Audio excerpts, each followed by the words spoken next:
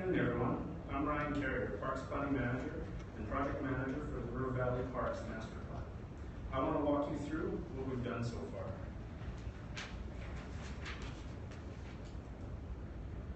We've collected over 2,500 public comments. Some of these key messages form the vision, principles, and objectives which guide the master plan.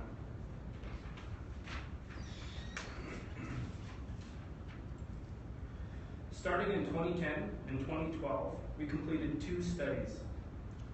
They gave us an inventory of what's down there, current conditions, and highlighted any problems. They identified plant communities,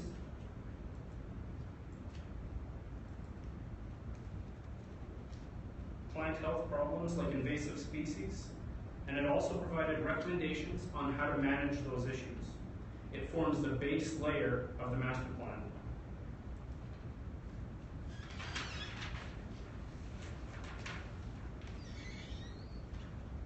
Online surveys, phone surveys, sounding boards, open houses, and stakeholder meetings is how we collected over 2,500 comments.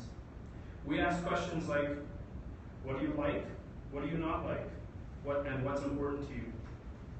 And then we asked you to prioritize your values.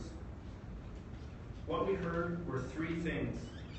People want to protect the river valley, and we need to balance recreation and preservation. And nature, access, and connectivity are all important.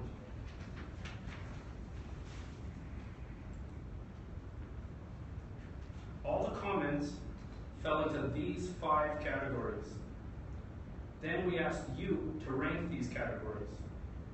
And the majority of people felt that natural environment and sustainability was a top priority. Basically, people understand that you can't have nature-based recreation without nature.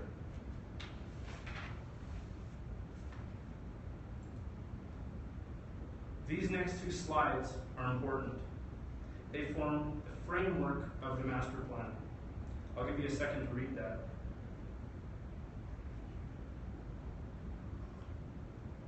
Basically, what that's saying is that people want to use the river valley, but they also want to protect it. We need to balance recreation and preservation moving forward.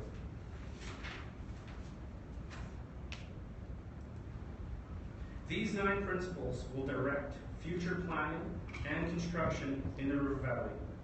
Whether we're building new roads or infrastructure, building new parks or pathways, or forming new bylaws, they need to speak to one of these principles.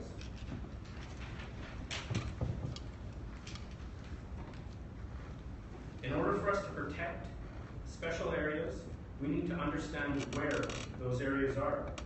This new classification system has 7 park types, and it does 3 things. It identifies rare or protected species, it provides a description and criteria for those areas, and it describes what can and what cannot be done in each area. It's based on intensity of use. For example, we wouldn't develop a mountain bike park in a preservation area.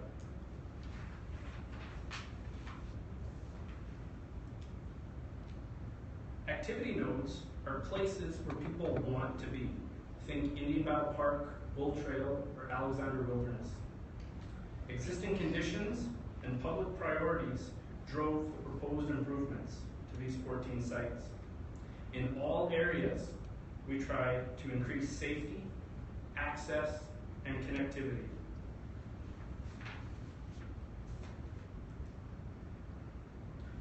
A pattern we kept hearing was that people want better access to the river. They want more water-based activities. 2 existing barriers are boat launches and the weir. Currently, it's very dangerous for any light watercraft to pass the weir. One of the recommendations of this plan is to conduct a feasibility study that looks at modifying the weir to allow for passage. It could be as simple as creating a shorter portage, creating a notch in the mini weir, or as major as creating a large weir notch in Flume and creating a whitewater park area.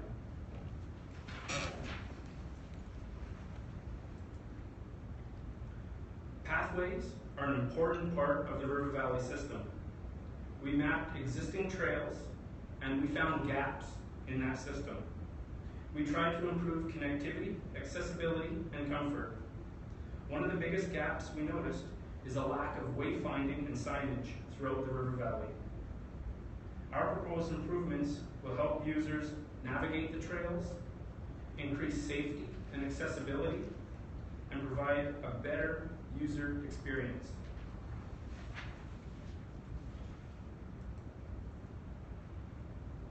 These guidelines will provide direction on how and where facilities and infrastructure should be built.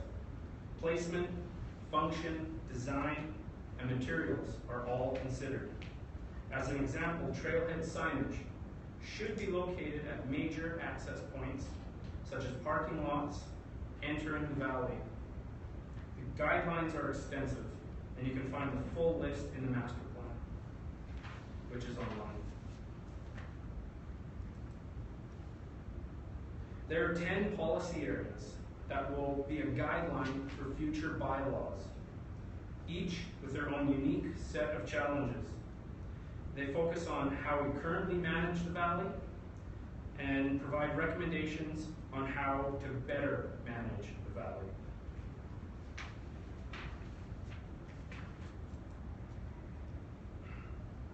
All the work to date can be boiled down to these 5 simple statements.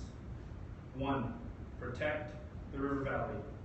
2, develop safe access to the river.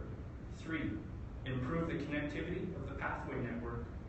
4, expand the park system. And 5, keep the public engaged.